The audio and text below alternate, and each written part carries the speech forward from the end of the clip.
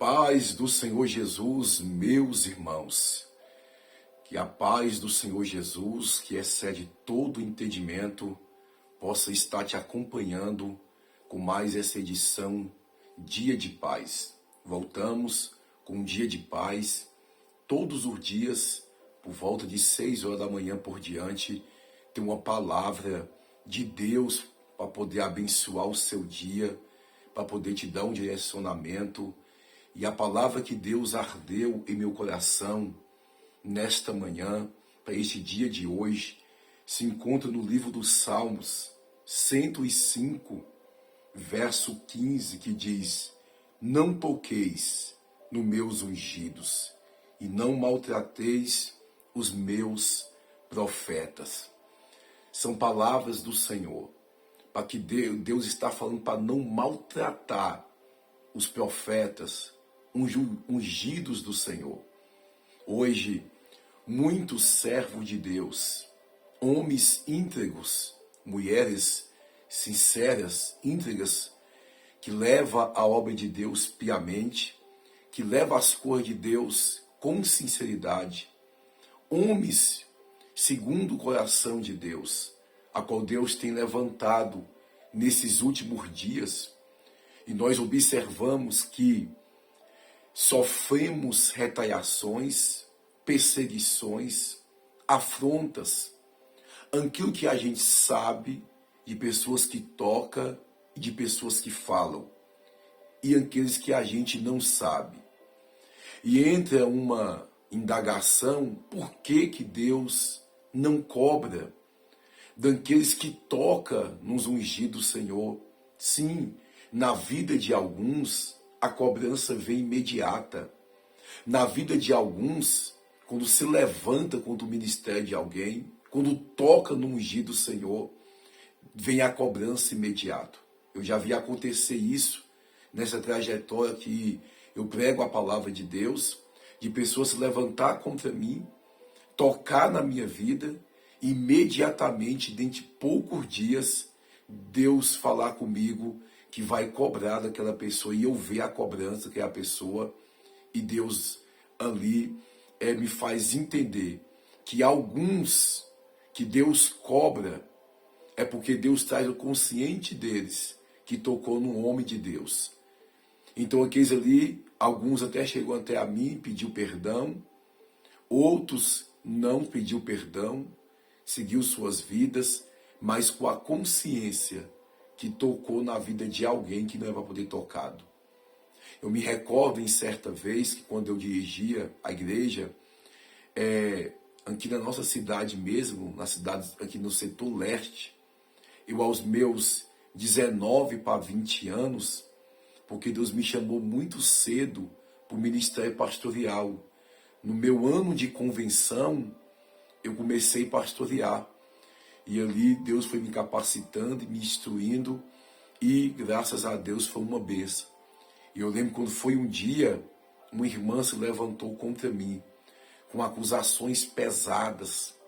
Irmãos, foi muito doído para mim, porque é pessoas que eu estava pastoreando, pessoas que às vezes você dá o seu tempo de ver você estar com a sua família, você está ali ajudando, orientando, fazendo visita, fazendo um culto na casa daquela pessoa.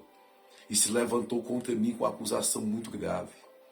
Eu só falei bem assim para a irmã: se eu estou errado, que Deus cobre de mim.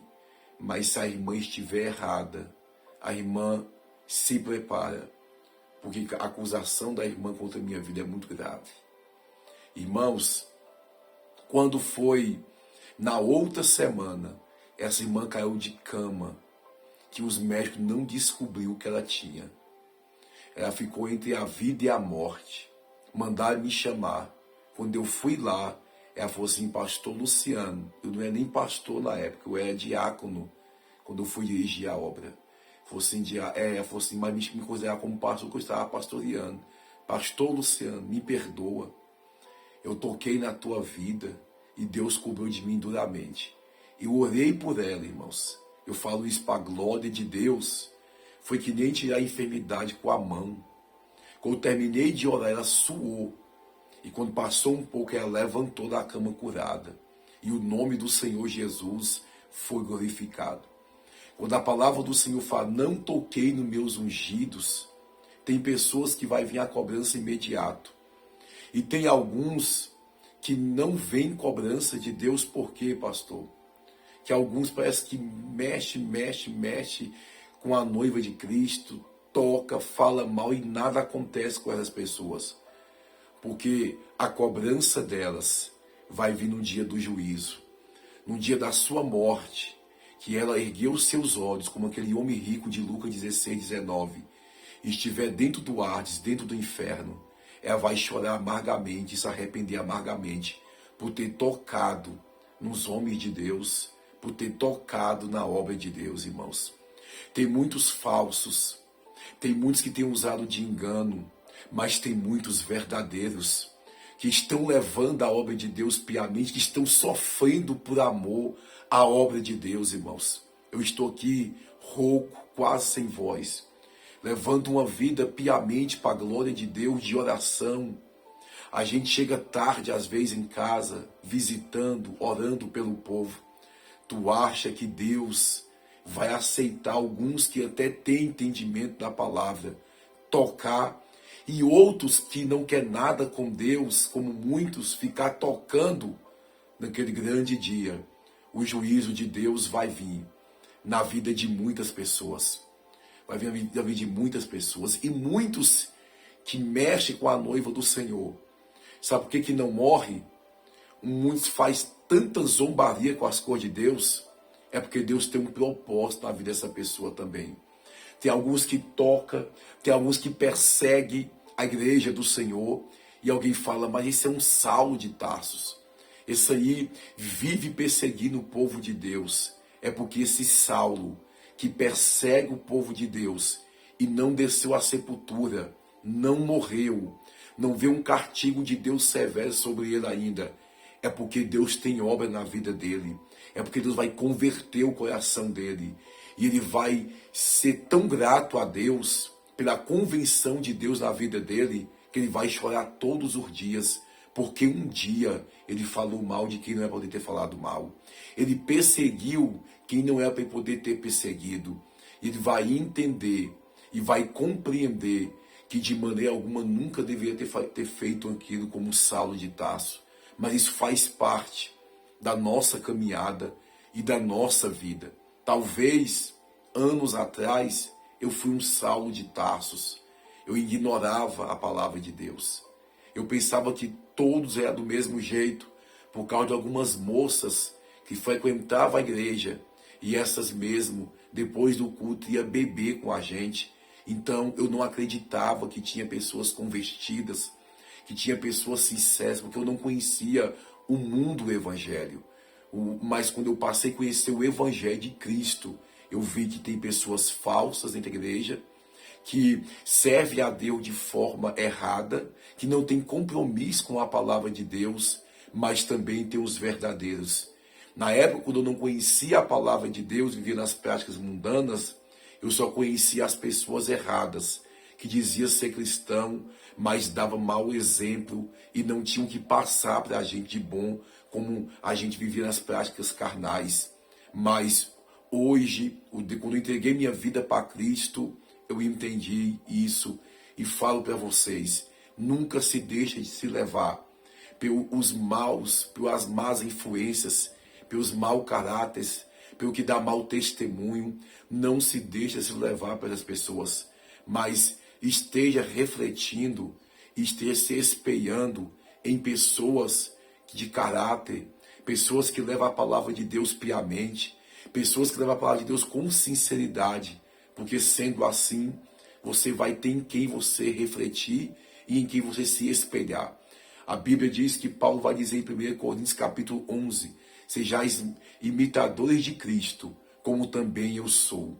Paulo é imitador de Cristo, andava nos caminhos do Senhor e foi espelho e exemplo para muita gente. Que nós, servos de Deus, possamos ser espelhos e exemplo para muita gente nessa nossa geração, porque o mundo está corrompido, o mundo está indo ao declínio moral, e nós precisamos cada dia mais estarmos atentos a tudo isso e estarmos dando bom testemunho do Evangelho de Cristo, sabendo que foi nos dado uma responsabilidade de sermos embaixadores do Evangelho de Cristo e a saber que o céu está nos esperando. Essa é a nossa maior esperança, que o nosso coração nunca vem estar em nada desta terra. Tudo que nós usamos e temos é suprição de necessidade. O Senhor só está suprindo as nossas necessidades. Uma casa para poder estar nós morando, um carro, uma bicicleta para poder estar andando.